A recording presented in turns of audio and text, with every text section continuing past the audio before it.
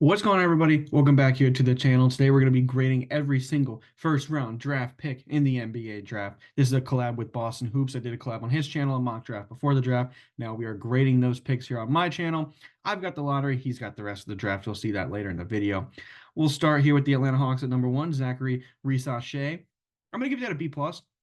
I personally think I would have gone Alex Sarr, because the Hawks, after the DeJounte trade, this makes a little bit less sense to me. I think you're going to go higher upside, and I think Sarr has the higher upside than Risa Shea. However, 3-and-D player, you're going to bank on the athleticism, maybe the off the dribble game develops. So B plus for the Hawks, not bad. The Wizards at two, Alex Sarr. I like this for them. This is going to be an A. It's just straight A. I don't really know if they could have gotten an A plus here. I think they probably did take the best pick, but I just don't know if I can give an A plus, just given the nature of this draft class. However, they need a big. Sarr has a lot of potential. I think he's going to buy into that system, and I think they're really going to try to develop him right away as that centerpiece. Centerpiece literally the center, but the centerpiece of that franchise, and maybe try to get a running mate in next year's draft. Reed Shepard here with the Rockets. This is going to be a B plus. I do like the pick, and I mocked it to them a lot. However, I think the Rockets is probably in their best interest to trade down and get either more capital to trade for a star or trade this pick for a star. Because of that, I'm giving it a B plus, but the pick itself is a very good pick. I think Shepard fits in there nicely. I think he can step right into that point guard role and play next to Amon Thompson and Jalen Green there as that backcourt. Next, we've got the Spurs, Stephon Castle. Giving this one a B plus.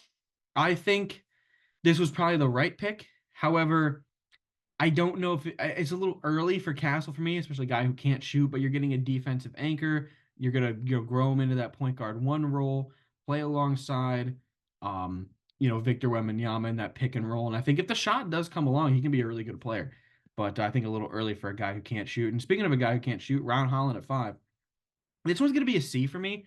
I understand going on the high upside for the Pistons. However, he really can't shoot. And you have guys on the team who can't shoot already. I mean, you've got Jalen Duren, can't shoot. You've got Alsar Thompson, can't really shoot. Jaden Ivey's not a knockdown shooter. He's good, but he's not a knockdown shooter. I just think this was a little weird pick. But I guess you're going high upside. He's got some of the highest, potential in this class. The Hornets at 6, man, this one's a D. I don't mind to John Salon. I think he's a fine player. I think he's got potential. However, the production isn't there. And I think the Hornets really need a guy who can play and help them right away because they're just it's such a bad spot. Um, so this one's gonna be. I think I give it a D. I gotta remember what I said. I'm gonna give it a D.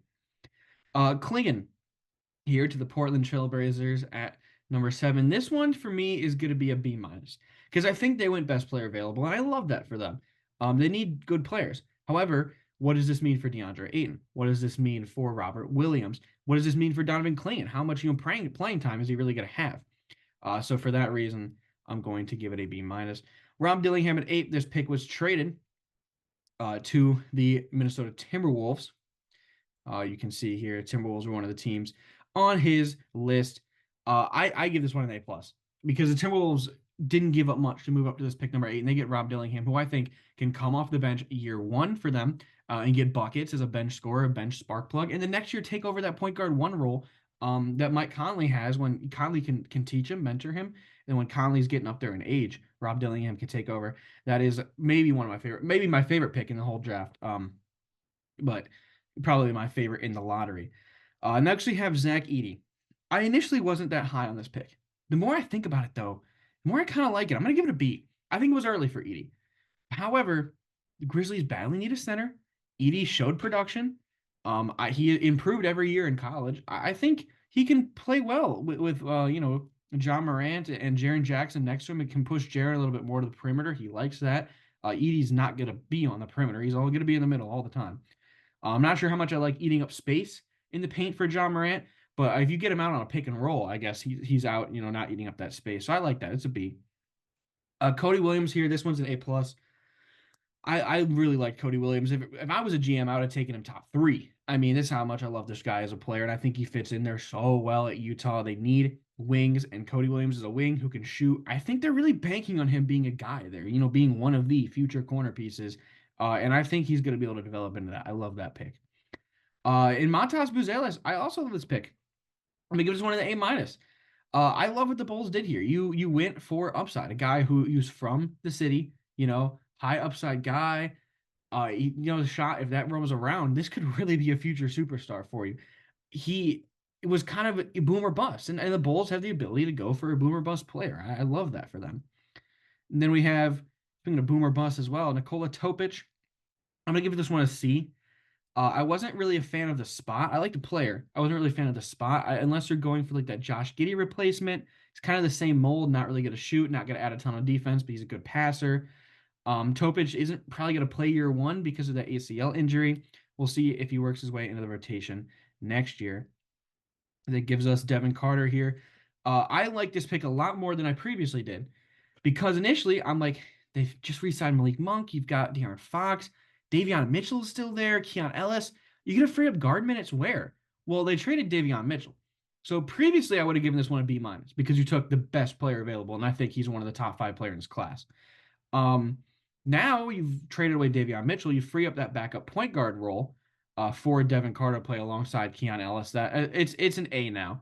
It's an A now because they freed up that role for Devin Carter to give him minutes. He's going to be so good. He's plug and play, instant impact for a team trying to make the playoffs.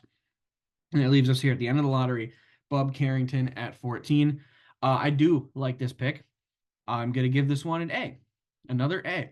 I think that there's a lot of guard minutes to go around in Portland.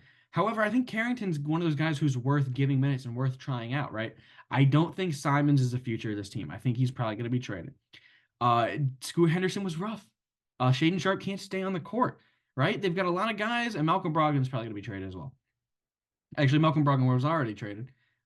This pick is going to Washington. I forgot. Disregard everything I said. This is an A plus because Washington actually has the ability to give guards minutes and test out these younger guys. And I think Carrington can take over point guard day one, maybe backup point guard. Maybe they slow the roll, but they have the ability to take high upside guys, high potential guys. And they did that right with Sarr and now Carrington. And I know they have a pick later in the draft. We'll see what Boston Hoops says about that.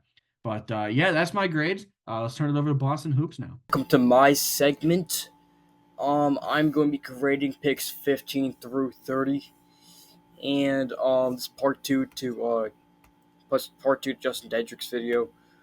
Go if you haven't already subscribed to him. Get him up to where I am in subs, and while you're at it, subscribe to me, and let's get into it. With the 15th overall pick, the Miami Heat selected Kello Ware. Now, at the time of the pick, I didn't really like it. I thought it was kind of a reach. I think Kello Ware could be really good, but they already have Bam Adebayo. They have Kevin Love, but now that I'm looking at their center depth, their backup center was Thomas Bryant. I thought they had a better center. I thought they had a better backup center. I thought Omer Yurtseven was still there. He was okay for the Heat. No, and honestly, for their future, I think Kello Ware was the best pick. Since they're going for a big, there was no other. He was the best big available. There was Deron Holmes, but I think he was the best available big that they could have gone after without trading up. So, yeah, fourth best big in the entire draft class. Pretty good pick. Probably would have gone for Zach Edey if Zach Edey didn't go ninth. So, I'll give that pick a B. I'll give it a B. It was an alright pick. Next up, we got Jared McCain out of Duke. Jared McCain has been all over the place from 13 all the way to 20 maybe. And honestly, I think he is probably the best shooter in the draft. He's pull-up shooter, catch and shoot. Very valuable mindset. It's like a Jordan Hawkins type player. 76ers get him. They really need another player in the backcourt next to Tyrese Maxey, and they get a young player. Obviously, they have Kyle Lowry, but Kyle Lowry is not on their timeline.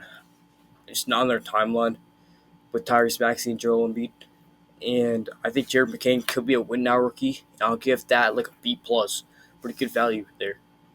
Now this is where we get probably one of the steals of the draft. Dalton Necht. Honestly, Dalton Necht, he was amazing at his 1 year at Tennessee. Obviously, he's one of the older players in the draft. B plus, not B. I want to say B plus. He was like 24. He was projected to be a top 10 pick, but fell all the way down to 17. Lakers get him. They're trying to contend. I think he's kind of like an Austin Reeves, and I'll give this pick an A. Great value here. Next up is Tristan da Silva out of Colorado, teammate of Cody Williams and some other players. Honestly, kind of a reach, kind of a steal. I don't know. I think the pick's pretty good. He's the win now player that they need. I'll give it a B. Not much to say. Now, I don't really have much to say about Jacoby Walter. I just don't know much about him as a prospect. I never really watched Baylor, and when I did, Yves Missy was the only player I saw going off. Honestly, Jacoby Walter, I think he's a little tad overrated, but still an okay player. I saw some of his high school highlights. I've seen some of his high school plays. I think it's like a C plus. Tad overrated. Now this is I saw this. I was watching the draft, and honestly, this pick was kind of weird. Jalen Tyson out of Cal. The Cavs, like he was not even projected to be a first round pick. They got him. Honestly, he could become a really good player. I just don't think it was the right pick. They could have gone Yves Missy, or if they wanted a big man, they could have gone to Ron Holmes, Yves Missy. So many better players they could have gotten. But I'll give this like a C minus. I just don't like the pick. Next up, we got another big man. We got Yves Missy, teammate of Jacob Walter, and honestly, I think he's better, more of a raw prospect kinda, but really good shot blocker. Um, I don't really have an NBA comparison. Honestly, I like this pick. I'll give it a B minus. Not the best pick, but I still like it. Now to Ron Holmes. I've been hearing a lot of negative stuff about Deron Holmes. Haven't really seen much of him for Dayton. There's some of these colleges I just never watched. I did watch Illinois. Illinois was pretty good. Like I watched Virginia, I watched USC, I watched Creighton a lot. I watched Duke, I watched Kentucky. I watched a little bit of Baylor, Colorado, Tennessee. I just don't think Deron Holmes is like that kind of guy. Honestly, I think he can develop into a nice player. I'll give this like a C plus. Now AJ Johnson, honestly, probably has some of the most upside in the draft. And if he can develop into a really good player, that's just that's great for the Bucks. But the Bucks are kind of in win now mode right now. Like they're not like a young team that could wait for him to become good. They used their 23rd draft pick on him when they probably could have gotten him at 33. They also get Tyler Smith, and we might do another video on my channel, but on this. But AJ Johnson, I just don't like the pick for the Bucks. This is like a D plus. Great player, could be better. Didn't really have that good of stats in Australia, but okay pick. Keyshawn George, I like this pick, and honestly, he had probably one of the funniest moments on draft night. He was just dribbling that golden ball they have at the table. While he was being drafted, he was like on the phone dribbling the ball. That's the definition of ball is life. And pretty good pick for the Wizards. The Knicks drafted him, but traded to the Wizards. Honestly, I like this pick. Keyshawn George was higher, probably on my draft board. He was higher. I like to maybe like to Raptors, maybe not the Magic, maybe like Pelicans, Cavs, Suns, around here. And for the Wizards, who are a young team, I think he will play a lot more than people think. He will go into rotation, and I'll give this pick like a B. Back home, honest, I have no idea who that is. I'm You might say I'm a casual, like I don't know who that is. There's a lot of players in this draft I don't know who they are. I know a lot of people. I know like a lot more undrafted players than people who got drafted. Like I know Trey Alexander, Nuggets. I knew Justin Edwards. Um, that's besides the point. I just really don't know who that is, and I'm gonna just give it the just okay rating of a B because I can't I don't know much enough to give him anything worse, anything better. So Dillian Jones at a Weber State, kind of a reach, but kind of not of a reach. Trinidad Thunder. Honestly, they need more big depth. I'll give the pick like a B minus. They have Jalen Williams. Oh yeah, there was like another Jalen Williams draft. Terrence Shannon Jr. to the Timberwolves. Now he's the win player and kind of a steal for them at 27. I'll give this pick like a B plus. They can have that and Rob Dillingham. That's just great for the Timberwolves. And we got the Suns with Ryan Dunn. They desperately need young depth and just young pieces and just young players on their team. Just for the value and just because they're the Suns, I'll give this like an A. Ryan Dunn might not be like an A type player, but like to the Suns, I really think this pick really helped the Suns.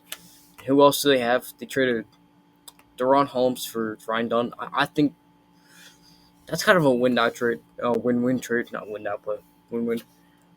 We got another steal of the draft. We got Isaiah Cauliflower, out of Utah. He was once a top 10 recruit coming out of high school. Played with Bronny, had some injury concerns, had some stuff. Fell all the way down to 29 still. That's still a crazy reach. Not reach. That's still a crazy steal from to the Jazz who get that point guard of the future next to Keontae George. And honestly, I think they got a perfect young team. Just move forward. I'll give that pick an A. Now, my Celtics, my Boston Celtics. I was sitting in my bed waiting for the Celtics pick. I was in my bed watching my phone. Oh god, the Celtics are gonna get Kyle Flipkowski. Kyle Flipkowski just fell to the Celtics at 30. Oh my god, he's the center player that we needed. He's a good 3-point shooter. No, and I was like, you know what? I really don't care. Yeah, we can Johnny Furby, Johnny Bump Clement. I really don't care as long as we don't get Baylor Shireman. Watching the draft, I hear the music. Bum bum bum bum bum bum.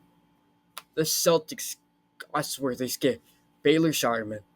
And as the time's gone by, I don't hate the pick as much. There's better players on the board. I think he could be. They might have been looking for a replacement for Sam Hauser because Sam Hauser might be looking to get a little bit more than they could pay him. Somewhere else might be trying to get that bag from like Orlando who needs shooting. But pretty good pick. I think we already have Jordan Walsh.